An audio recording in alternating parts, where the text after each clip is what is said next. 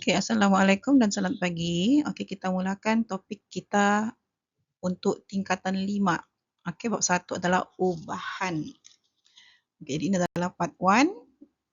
Okey, ubahan langsung. Okey, ubahan langsung kamu boleh tengok di muka surat 2 hingga 3. Okey, dia punya definisi. Jadi ubahan langsung menerangkan perkaitan antara dua pemboleh ubah dengan keadaan satu pemboleh ubah Y bertambah, maka pemboleh ubah X juga bertambah pada kadar yang sama. Okey, dan sebaliknya. Maksudnya kalau dia berkurang pun dia berkurang pada kadar yang sama. Jadi dia ditulis sebagai Y berubah secara langsung dengan X. Okey, kita tengok contoh. Jumlah gaji seorang pekerja sambilan sebagai juru jual berubah secara langsung dengan bilangan jam dia bekerja. Nyatakan perubahan pada jumlah gaji jika bilangan jam bertambah 2 kali ganda. Okey, jadi kalau dia punya jamnya bertambah, bilangan bekerja jamnya bertambah 2 kali ganda, gajinya pun akan bertambah 2 kali ganda. Okey, yang B, jumlah gaji jika bilangan jam berkurang 40%. Jadi bila dia punya kerja jam bekerja kurang 40%, gajinya pun akan berkurang sebanyak 40%. Okey, bilangan jam bekerja jika jumlah gaji yang diterima adalah separuh daripada gaji asal. Okey, jadi maksudnya jam bekerjanya pun separuh daripada jam bekerja asal. Okay, seterusnya, kita tengok macam mana kita mau menentukan hubungan antara dua pemboleh ubah tu ubahan langsung ataupun tidak. Okey, jadi dia ada dua cara. Okey, yang pertama kita akan kira dia punya perkadarannya sama ke tidak, ataupun kita akan lukis graf. Okey, kalau kita jumpa graf tu garis lurus yang bermula daripada asalan, dia adalah ubahan langsung. Okey, kalau dia bermula pada sini nampak ni asalan, maksudnya dia adalah ubahan langsung. Okey, untuk yang pengiraan ni kalau kita bahagikan dengan perkadaran yang sama, dengan nilai-nilai yang sepadan, kalau kita dapat nilai yang sama. Contoh sini kita dapat K, yang pertama ni 3, yang kedua pun 3, yang ketiga pun 3, yang keempat pun 3. Jadi nilai K-nya sama, dia adalah berubah secara langsung. Okey, kita tengok contoh. Okey, diberi jadual.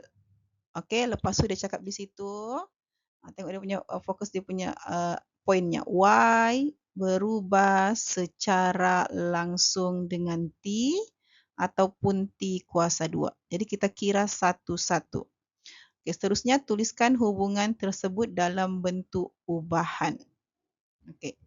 Jadi kita fokus dulu, Y berubah secara langsung dengan T. Jadi bila Y berubah secara langsung dengan T, dia adalah Y bahagi T. Y per T. Jadi Y-nya 14, T-nya 2. Lepas tu Y-nya 28, T-nya 4. Bila kita kira, kita kira semua kita akan dapat nilai yang sama, iaitu 7. Jadi dia adalah Y berubah secara langsung dengan T. Okey, dapat semua 7. Jadi dia adalah Y berubah secara langsung dengan T kerana nilai Y per T ialah pemalar.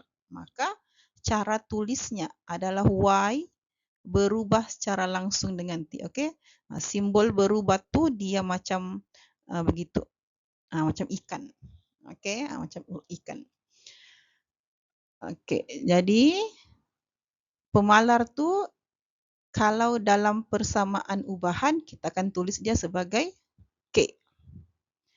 Okey, kita pergi yang kedua. Okey, dia minta berubah secara langsung ke tidak dengan T kuasa 2. Tadi dengan T dia berubah secara langsung. Okey, so kita dapat semua pemalarnya sama. Okey, bila kita bahagikan, T dengan kuasa 2 lah 14 bahagi T kuasa 2. Maksudnya 14 bahagi dengan 2 kuasa 2. 28 bahagi dengan 4 kuasa 2. 42 bahagi dengan 6 kuasa 2. Kita dapati nilai-nilainya tidak sama. Okey, jadi bila nilai-nilai yang kita jumpa itu tidak sama, maksudnya Y tidak berubah secara langsung dengan T kuasa 2. Okey, sekarang kita fokuskan dengan T kuasa 2. Ini T kuasa 2. Okey, jadi dia tidak berubah secara langsung dengan T kuasa 2 kerana Y per T kuasa 2 bukan pemalar. Maksudnya, kita tidak dapat satu nilai yang tetap. Pemalar itu adalah suatu nilai yang tetap. Okey, seterusnya kita tengok contoh. Okey, kalau kita lukis graf. Okey, jadi bila kita tulis, kita lukis graf. Okey, kita lukis graf. Si Y dipaksinya, si X dipaksinya, lepas tu kita perutkan. Okey, bila X-nya 0.4, Y-nya 1.5. Bila X-nya 0.8, Y-nya 2. Bila X-nya 1.2, Y-nya 2.5. Dia garis lurus. Okey, tapi tidak bermula di asalan. Dia bermula dengan 1. Jadi bila tidak bermula dengan asalan, dia adalah tidak berubah secara langsung. Okey, contoh B. Okey, sama juga kita lukislah graf Y melawan X kuasa 2. Nampak ni dia minta X kuasa 2. Okey, jadi pastikan kita punya X itu kuasa 2. Okey, jadi bila kita perutkan X kuasa 2 adalah 4. Bila dia 4, dia 8. Bila dia 9, dia 18. Okey, dan bila kita gariskan, kita dapati dia garis lurus yang bermula dari asalan. Jadi bila bermula daripada asalan, dia adalah berubah secara langsung. Okey, jadi apabila Y berubah secara langsung dengan X, maka hubungan ditulis sebagai Y berubah secara langsung dengan X. Okey, simbolnya ni. Daripada hubungan itu, nilai pemalar dapat ditentukan dengan cara Y bahagi X. Okey, jadi bentuk ubahan kita boleh tulis dalam bentuk ubahan dan bentuk persamaan. Jadi bentuk ubahan macam yang asal, Y berubah secara langsung dengan X. Bila kita tukarkan kepada persamaan, okey, ada benda baru yang muncul, iaitu K. Okey, tadi anak ikan ni, simbol ikan ni bertukar kepada sama dengan, automatik si K akan muncul. Siapa tu si K? Pemalar yang kita kira tadi tu.